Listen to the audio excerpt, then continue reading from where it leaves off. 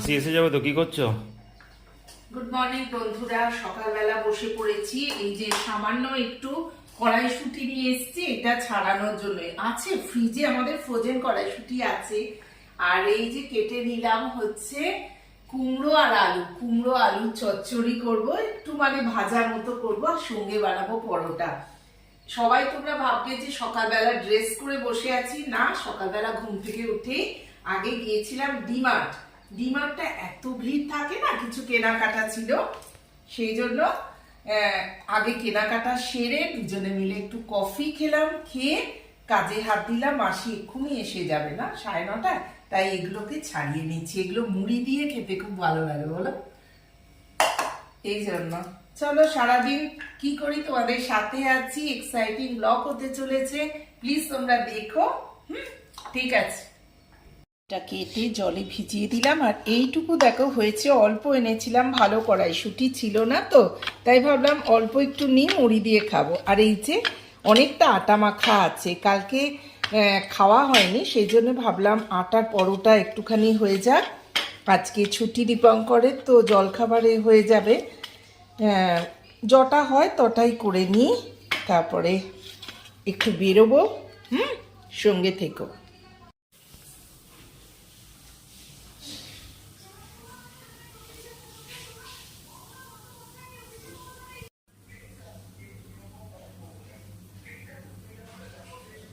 এখানে কুমড়ো ভাজিটা বসিয়ে দিলাম, পরোটাগুলো হয়ে গেছে, ছটাপট ব্রেকফাস্টটা করে নিই। ফার্স্ট রেডি হয়ে গেল। এই যে আমরা দুজনে প্লেটে নিয়ে নিয়েছি, দীপঙ্করের দেখা নেই। কি গো, এই দেখো হাত মুছছে, আসছে এদিকে, কি তাড়া দিচ্ছে, সময় খিদে পাচ্ছে, কারণ ওদের তো সকাল 9টার সময় ব্রেকফাস্ট করার একটা অভ্যেস। হ্যাঁ, ঠিক আছে, চলো আমরা দুজনে এবার ব্রেকফাস্ট করে নিই। সকাল সকাল গরম গরম পরোটা আর আলুর তরকারি, সত্যি মনে পড়ে ছোটবেলায় মা এরকম দিত, দারুণ লাগতো। খেয়ে নি, খাওয়া শেষ, এবার বেরোনোর পালা। মাসিও কাজ হয়ে গেছে, মাসিও চলে যাবে। মাসিয়া বললো 2 দিন আসবো না। যাই হোক, আমরা খেয়ে দিয়ে আমাদের কিছু কেনাকাটা আছে, বেরোবো। বেরিয়ে পড়লাম, ঘড়িতে এখন বাজে 12টা। কেন বেরোলাম, কোথায় যাচ্ছি, সব কিছু ঘটনা তোমাদের সাথে আমি এসে পরে শেয়ার করব বাড়িতে। চলো যাই, আবার একটু মাছও আনতে হবে, একটু মাছের বাজারেও হয়ে আসবো। চলো, চলে এলাম এখানে।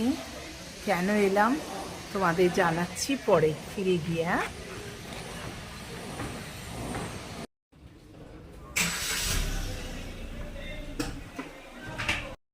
এখন একটু মাছ কিনতে যাচ্ছি, দেখি ছোট মৌরলা মাছ যদি পাওয়া যায়, তাহলে একটু লাঞ্চে একটু ভাজা করব।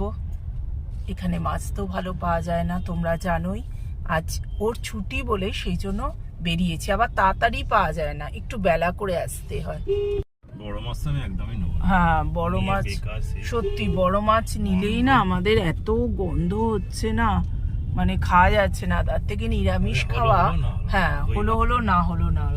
দীপঙ্কর বলছে কই ভাত নেই। হ্যাঁ, আজকে তাই বাইরে প্রচন্ড রৌদ্র, ফিরে যাচ্ছি। মাছ ফাছ সবজি নেওয়া হয়ে গেছে।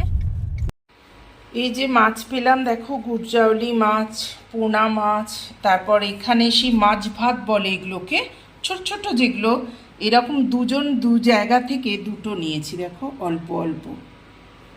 এইগুলো ভাজা করব, এখন মাছের ঝাল করব।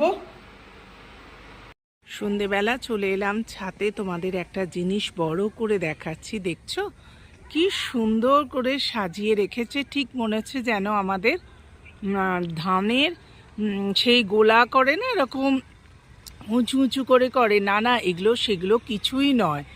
এই যে প্রচণ্ড ঘাস হয়েছিল না, এই দেখো চারিদিকেও হয়ে আছে বড় বড় ঘাস, দেখো এইগুলোকে এক জায়গা করে করে এরকমভাবে সুন্দর করে করে সাজিয়ে সাজিয়ে করেছে। কি অদ্ভুত লাগছে সামনে থেকে, তোমাদের কি বলবো। ওখানে আবার টেন্ট করেছে, জানো তো, দেখতে পাচ্ছ কিনা, এই দেখো ওরা ছোট ছোট টেন্ট করে আছে, সুন্দর করে করে সব জায়গাগুলো কিরম পরিষ্কার করে দিয়েছে, দারুণ লাগছে দেখো। আর ছাতে সে নিজে হাঁটাহাঁটি করার বদলে একটু একটু দাঁড়িয়ে পড়ছি, কাউন্ট করছি বাচ্চাগুলোকে, জানো 22টা বাচ্চা। আমাদের এখানে কারোর একটা বেবি থাকে না, দুটো তো হতেই হবে, তার প্রতিফলন দেখো। বাপ রে, যেদিকেই তাকাবে শুধু বাচ্চা আর বাচ্চা। আর ছাতে হাঁটাহাঁটি করার অবস্থা থাকে না, এখানে কেউ বেশি ওঠে না ছাতে, কিন্তু আমরা খুব প্রেফার করি। চারিদিকেই দেখো শুধু কেবেলের তার, এখানে হাঁটাটা মুশকিল, মেঝেতে পড়ে আছে, ওপর দিয়ে যাচ্ছে, একটু অসাবধানতা হলেই কিন্তু তুমি উল্টে পড়ে যাবে। চলে এলাম রাত্রে ডিনারের আয়োজন করতে। এই দেখো পনির একটু ভেজে নিচ্ছি, আর সঙ্গে আজকে মিক্স ভেজ বানাবো বলে এই এতগুলো কালারফুল সবজি কেটে রেখেছি। তো চলো ফটাফট ডিনারটা বানিয়ে নিই। পনিরগুলোকে হালকা একটু ভেজে নিয়ে এইবার সব সবজিগুলো আমি সাদা তেলে হালকা করে ভেজে নেবো। হ্যাঁ, কেমন আছো বন্ধুরা? বেশি বেশি করে আমার সাবস্ক্রাইব করবে চ্যানেলটা। তোমরা একদম দেখছো না কেন? অনেক চেষ্টা করছি, একটু আমাদের আনন্দ দেওয়ার চেষ্টা করো বন্ধুরা, আমাদের খুব ভালো লাগবে, অনেক কষ্ট করি।